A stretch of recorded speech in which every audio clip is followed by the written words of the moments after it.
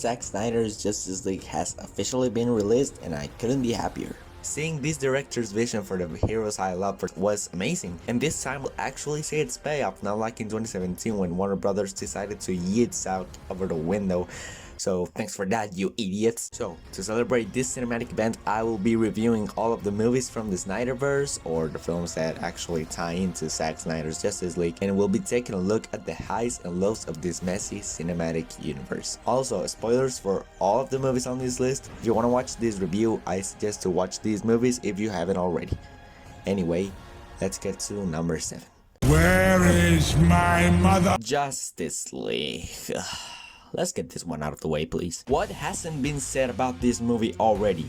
This movie is bad for a lot of reasons. The things Joss Whedon, Jeff Johns, and Warner Brothers did to Zack Snyder's vision and production for this movie after his daughter's death are unforgivable. Nothing about Zack's vision remains in here. Nothing that happened in Batman v Superman, the movie prior to this one, are followed here whatsoever. And what is followed is executed like a joke. There are no characters in this movie. There are barely concepts of them. And you can tell that the first draft that Joss Whedon wrote was exactly the one that he adapted on screen. There are no character or story arcs. There's no development, the characters are weak, and I feel that nothing really happens in this movie. And that's weird, because a lot of stuff is happening in this movie, but I can't feel anything because of how stupid everything looks and feels. Speaking of ridiculous, the villain is terrible. Steppenwolf is horrible as an antagonist. He spends about 90% of this movie crying over to the mother boxes like if they were his actual mom. The other 10% of screen time he has, he's trying to ridicule everyone by remarking their humanity. Like, I'm sorry, how are you supposed to be respected if you look like this? And the league is no better. Bruce Wayne is now a cheap Tony Stark, shooting jokes and one-liners instead of batarangs. Wonder Woman, well, she's actually good. I don't have many problems with her character in here. I can't even look at Superman, and I won't talk about these three because the movie doesn't even try to develop them. Like, seriously, what is wrong with you? This movie is bad, and you know it's bad. There's not enough words to describe how bad it is. It's going to history as one of the worst superhero movies I've ever seen. Anyway, I won't be watching this anytime soon, so let's get over with. 0 out of 10. At least if it wasn't for you, we wouldn't have got Zack Snyder's Justice League. To be honest, I don't really hate this movie as much as people do. That doesn't mean it isn't bad. Don't get me wrong, Suicide Squad is a hot mess of a movie, but at the very least, it was watchable. It has some unironic good moments here and there, like the scene where Flash appears, where Batman captures Deadshot. All of the scenes with Amanda Waller are actually great because her character is flawless. And apparently, Enchantress's spirit is from Costa Rica, since this scene was filmed here, so I guess that's kinda cool.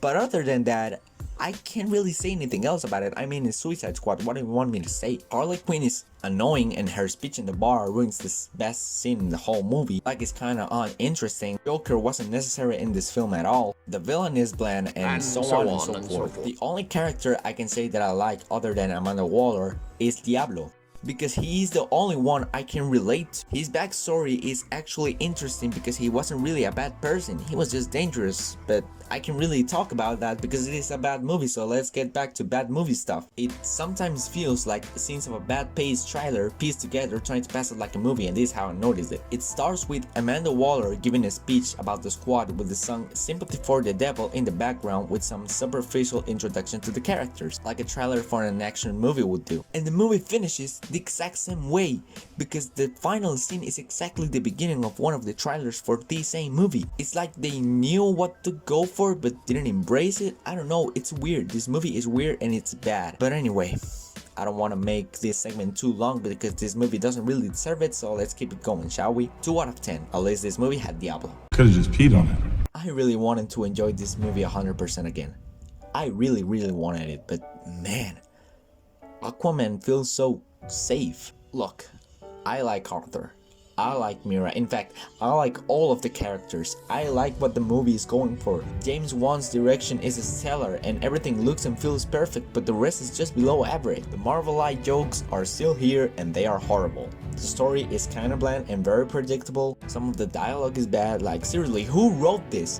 Hey, you need to live so you can kill that son of a bitch. Yeah, of course you did. And even though I like the characters, the way they interact with each other is very unbelievable and cliche. It's even worse with Arthur and Mira. Like, do you expect me to believe that this is an actual romance? It isn't even fleshed out. They've been on a trip for barely, what, 4 or 5 days, and now they're eating their faces in the middle of a battlefield world? Like, come on, be serious. Also, we spend time with Atlantis VIP, but we don't get to see the common people of this place, so we can't care about anything we don't even know. I'm sad because this movie could have been really good, but it goes so safe with almost everything it has. Though this movie is mediocre in its story and development, I will still rewatch this movie till I like it 100% again. 5 out of 10.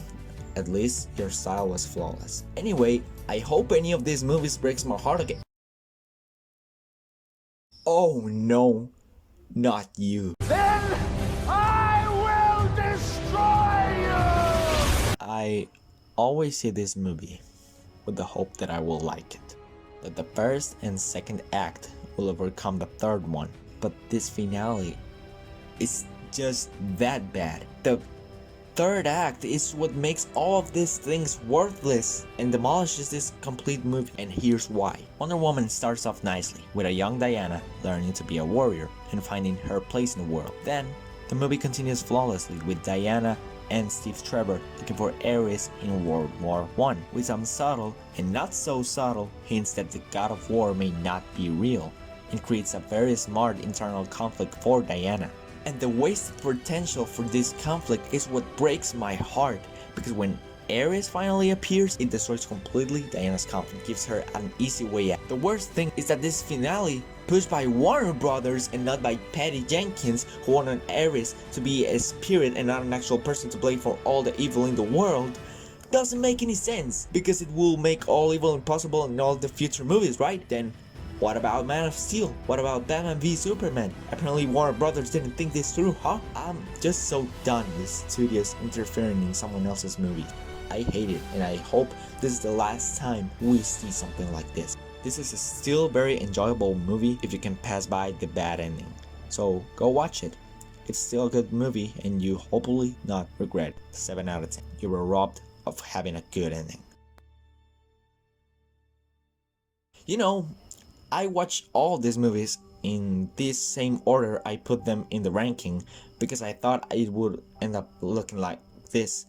And at this point, I started wondering if this ranking was even worth doing because of the quality of these movies.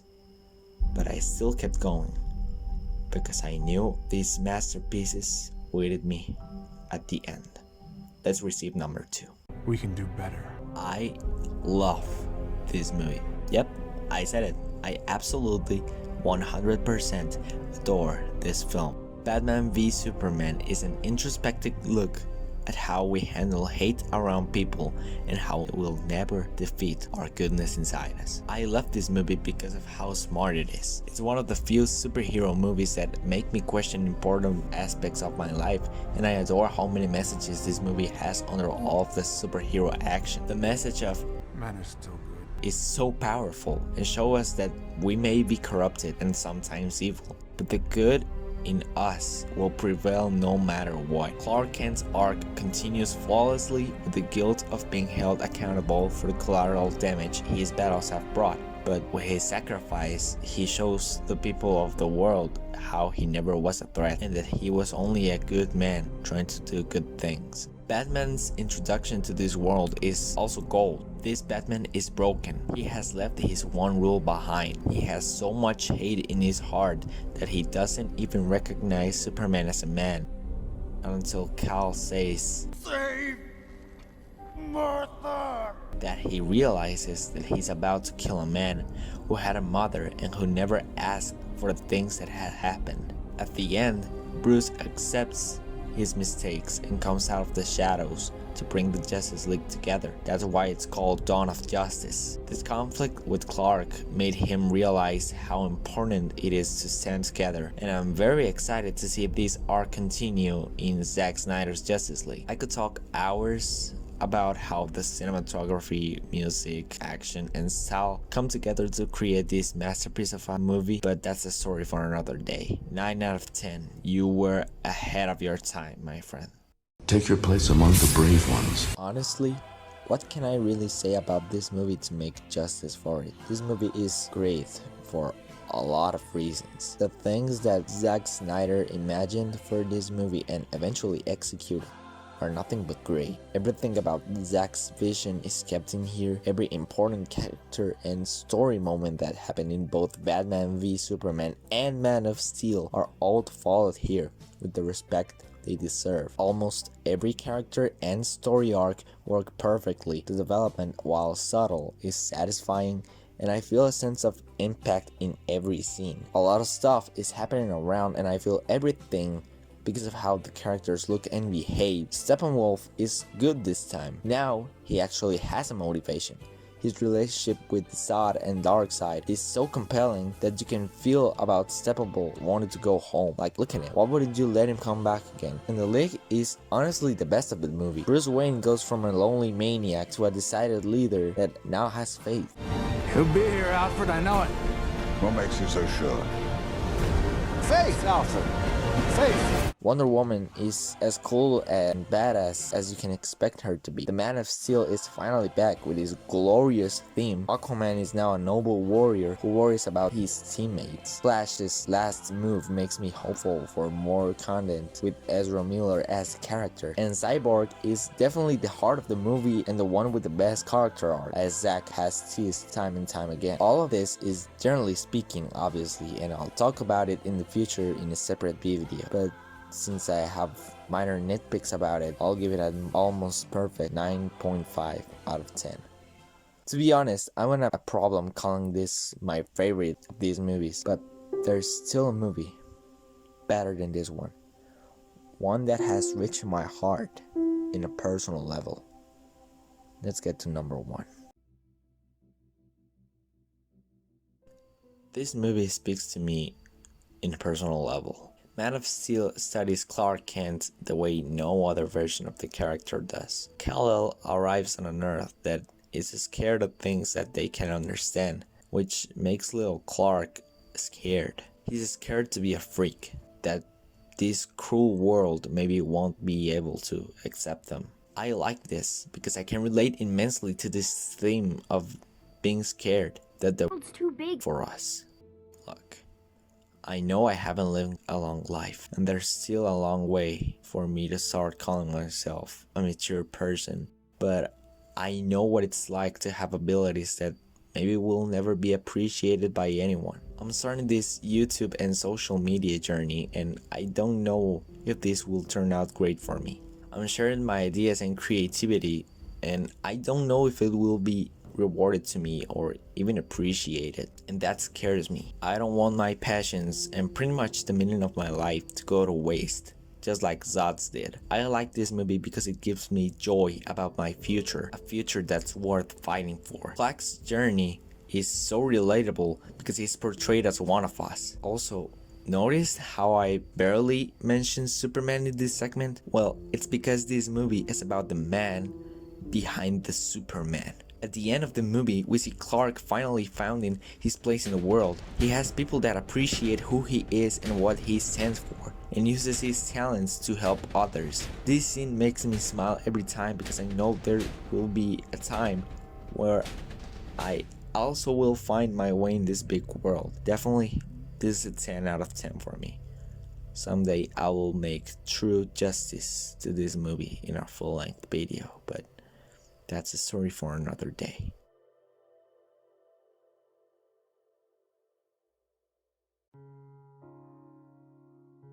So, was this marathon even worth it in the end? Well, kinda. Don't get me wrong, I honestly like most of these movies, but there are fundamental aspects about them that make them pretty mediocre to me. Warner Brothers has intervened so much that it seems like they don't really have a plan anymore. Well, they have the multiverse strategy, but it doesn't seem pretty creative to me. At least not anymore. What they need is to put together their universe with a creative leader like Zack Snyder already was, but probably won't be coming back. Heck, they have James Wan, Patty Jenkins to make their universe right and ordered. I'm sure they can come up with a better plan than whatever Walter Hamada has in mind. Wait, no, I know what he has in mind. He's not trying to make good stories, he's trying to make good money. And yes, I'm being rude with these movies because I want them to be better. I want less of this product and more of this creative vision. That's why I'm currently supporting the Restore the Snyderverse movement and the Release the Ayer Cut movement, because I want less studio movies and want more movies about the vision of a creator. Because when I make my own stuff in the future, I want it to be my stuff. I want it to be my vision, my characters and story, just like Zack wanted it to be and got to show us. Look, I know I'm taking myself too seriously here, but these movies are generally just watched as just movies, just entertainment, just flashy images in a LED screen to make us lose our time by entertaining ourselves. Well, guess what? They're more for me. They are way more for me, and I want them to be good to keep caring about, because at this rate, I don't know if I'm going to keep my hype for the next years of the DC universe, not until Warner Brothers decides to put good creator in charge for these movies, because by now they lost my interest.